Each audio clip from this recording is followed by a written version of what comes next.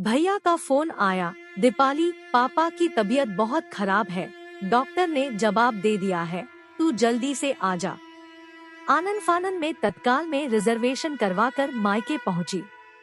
Auto से उतरकर जैसे ही घर में गई, भाभी ने कहा, दीदी आप पहले पापा जी को पानी पिलाओ। कल रात से उन्होंने एक घुंट पानी नहीं पिया है। एक ही बात संकेतों में बोल रहे थे कि दीपाली आ रही है, उसी के हाथ से पानी पीऊंगा। भाभी ने गंगाजल मिलाकर कटोरी में थोड़ा सा पानी लाकर दिया। मैंने चम्मच से पापा को पानी पिलाया। पानी पीने के बाद पापा धीरे धीरे थोड़ा इशारों में बोले, बेटा अब तू आ गई है, मैं तेरी ही राह देख रहा था, अब मेरे प्राण निकल जाएंगे। मुझे अंदर ही अंदर रोना आ रहा था, लेकिन कैसे भी अपने आप पर काबू किया। दूसरे दिन सुबह ही पापा हम सबको छोड़कर चले गए। 12 दिन तो लगातार रिश्तेदारों का आना जाना शुरू था। इतने लोगों के बीच रहकर भी मुझे बार बार एक ही बात खाए जा रही थी कि अब मम्मी का क्या होगा। पापा के बिना मम्मी कैसे रहेगी, क्योंकि 24 घंटे दोनों साथ ही में रहते थे। क्या भाई भाभी मम्मी से अच्छे से बर्ताव करेंगे? सब ईश्वर भरोसे छोड़कर मन को तसल्ली दे देती थी कि सब अच्छा ही होगा। वैसे भी अपना समाज अभी उतना उदारवादी नहीं हुआ है कि एक माँ बेटी के यहाँ आकर रहे।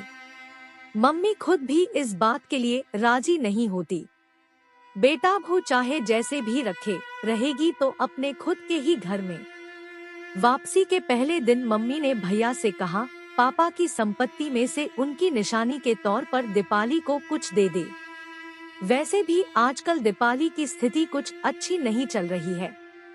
तेरे पापा ने भी कहा था कि हम दीपाली की कुछ मदद कर देंगे, लेकिन वे कुछ कर पाते इसके पहले ही। मैंने विरोध दर्शाते हुए कहा, मम्मी मुझे कुछ नहीं चाहिए, पापा ने मुझे बहुत कुछ दिया है, मुझे पढ़ाया लिखाया, अच्छे घर में एवं बहुत धूमधाम से शादी की और सबसे बड़ी बात बहुत अच्छे संस्कार दिए। हाँ, दीपाली ठीक कह रही है। इसकी शादी में पापा ने दिल खोलकर पैसा खर्च किया था। और वैसे भी कानूनन जो लड़कियां मायके से अपना हिस्सा लेती है, उनका मायके से संबंध खत्म हो जाता है। मुझे एवं मम्मी को दोनों को ही भैया से ऐसी उम्मीद नहीं थी। मैंने मम्मी की ओर देखकर इशारों में कहा कि यह सब भाभी का ही सिखाया हुआ होगा। जोरू के गुलाम जो ठहरे, क्योंकि मेरे भैया तो पहले ऐसे न थे, वे तो मुझ पर जान लुटाते थे।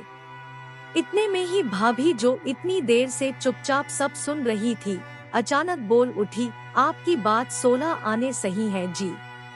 जो लड़कियां मायके की संपत्ति में से अपना हिस्सा लेती है, उनका मायके से संबंध खत्म हो जाता है। भाभी से ऐसा सुनकर मैं और मम्मी फिर से एक दूसरे को देखने लगे कि देखा, ये सब इसी का सिखाया हुआ था।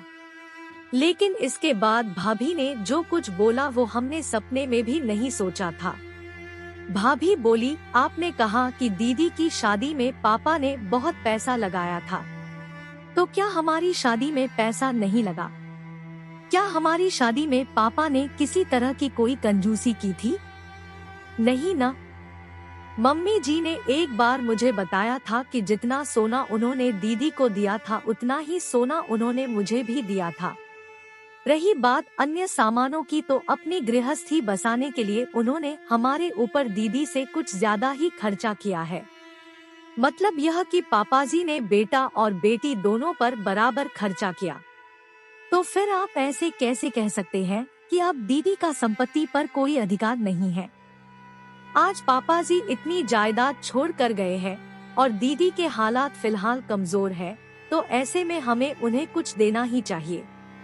क्या आपको याद है कि आपने पापाजी की अंगूठियां और चेन आदि लॉकर में रखते वक्त क्या कहा था? यही कहा था न कि ये मेरे पापा की निशानी है, इन्हें किसी भी स्थिति में मैं कभी भी नहीं बेचूंगा। हाँ, कहा था। तो फिर क्या आपने कभी सोचा कि आपके पास तो पापा जी की निशानी के रूप में उनके द्वारा बनाया हुआ इतना बड़ा मकान है, उन्हीं के मेहनत से आज अपनी कपड़े की दुकान पूरे शहर में नंबर 1 पर है, बैंक में इतना बैलेंस है, दीदी भी पापा जी की बेटी है। लेकिन दीदी के पास पापा जी की निशानी के रूप में क्या है? क्या आपको नहीं लगता कि पापा जी के प्यार पर जितना आपका अधिकार है, उतना ही अधिकार दीदी का भी है? मैं और मम्मी दोनों भाभी को देखते ही रह गए। भाभी कितना बड़ा कड़वा सच बोल गई। ये सब बातें जानता तो हर कोई है, लेकिन कोई भी भाई भाभी जानते समझते हुए भी इस बात की ओर से अपनी आंखें जानबूझकर बंद कर लेते हैं। हम ही क्यों, भैया को भी भाभी से ऐसी उम्मीद बिल्कुल नहीं थी।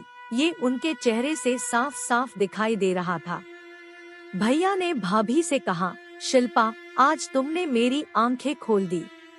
मैंने तो सामान्यत समाज से जो कुछ भी सुनता आ रहा हूँ वो ही दोहरा दिया।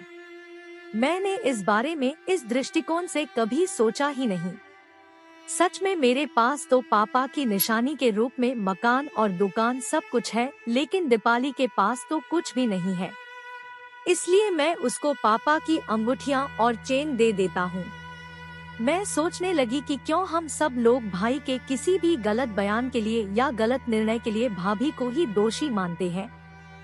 भाई को जोरू का गुलाम कहते हैं।